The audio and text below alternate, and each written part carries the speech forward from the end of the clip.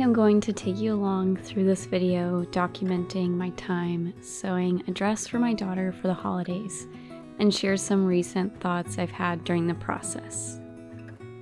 My goal is to take the Ola dress pattern for girls and add some special touches to make it feel memorable, heirloom worthy, and perfect for all the holiday fun ahead.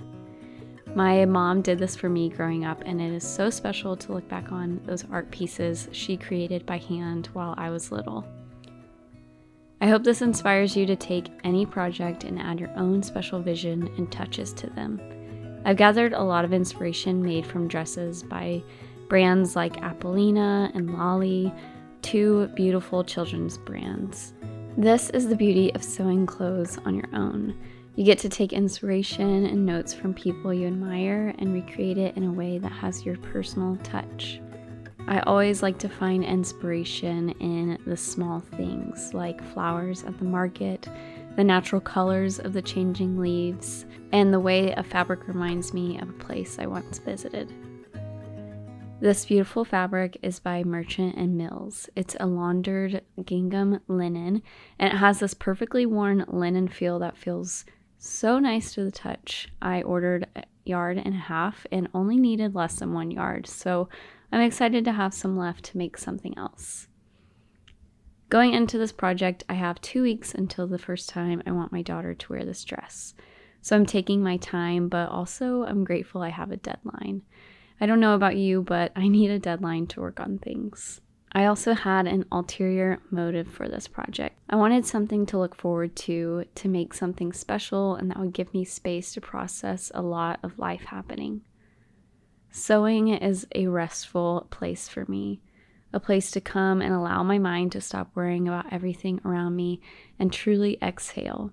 I find that when I'm intentionally making time like this, my mind is consciously processing, coming up with new ideas, remembering things I may have forgotten, pulling out little moments of gratitude and illuminating them, being quiet enough to hear God's voice.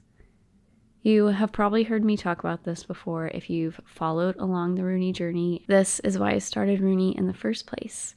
Sewing and creating things helped me walk through the postpartum season. And more recently, sewing has been a restful place through some personally difficult times. These sacred moments, the threads being woven together, the time slowing down, something special happens in these moments. I know I've talked with many of you where this is a similar story for you as well. Perhaps your hobby is baking, writing, running, whatever it is. I hope that you find that special, restful place. It truly is a gift. Now back to the dress. I've sewn everything together, and now I'm working on adding a smocking detail to the sleeve. My mom taught me how to use her pleater tool and how to smock because she used to make our clothes with these incredible details. I've been borrowing her pleater tool and have so much fun learning this detailed craft. Admittedly, I have a lot to learn and grow in, but it is so satisfying to see it come together. I decided a little too late to add this detail to the sleeve, and I actually should have pleated the sleeves before sewing the dress together. But I'm working with what I have, and usually I would remove the sleeves and start over, but honestly, since I did French seams on all the seams of the dress, I figured it out without having to seam rip the entire dress. I wanted just the bottom cuff of the sleeve to have smocking, and this is a great place to add a smock detail because it allows the fabric to stretch.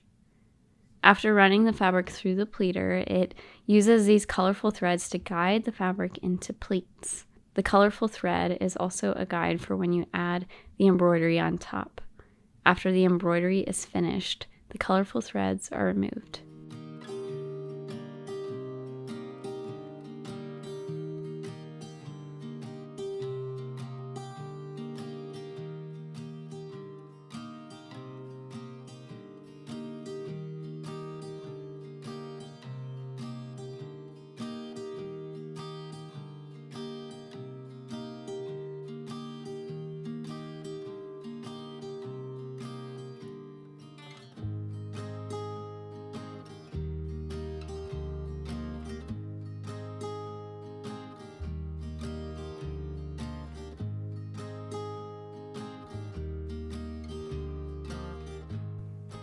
After pleating the sleeves, you move the pleats around a bit until they are where you like them and seem uniform. Then I tied off the ends of the colorful threads, and this is my working area for the embroidery on top.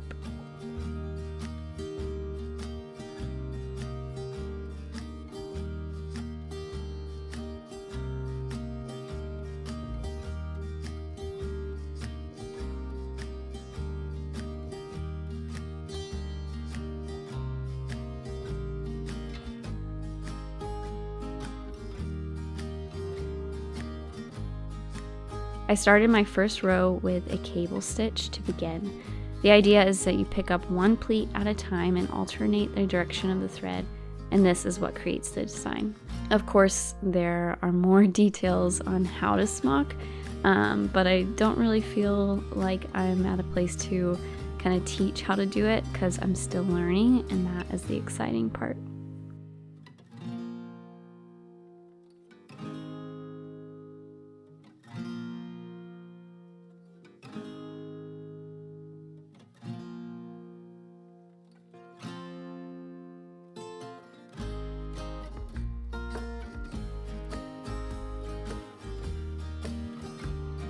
After finishing the top cable row, I did a diamond design using the colorful thread as a guide to align things correctly.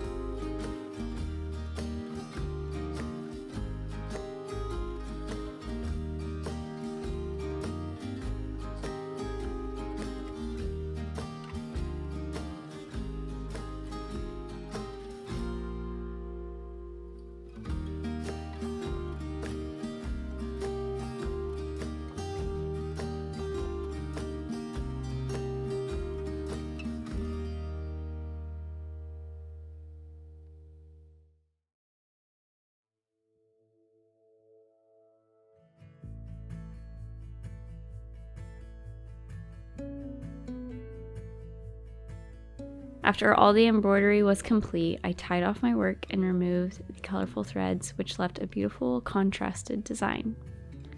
Now it was time to sew up the side seams with a French seam to make everything clean and finished. One more detail I wanted to add was front pockets. I'll have to share soon how I did these curved pockets because they were actually really fun to make.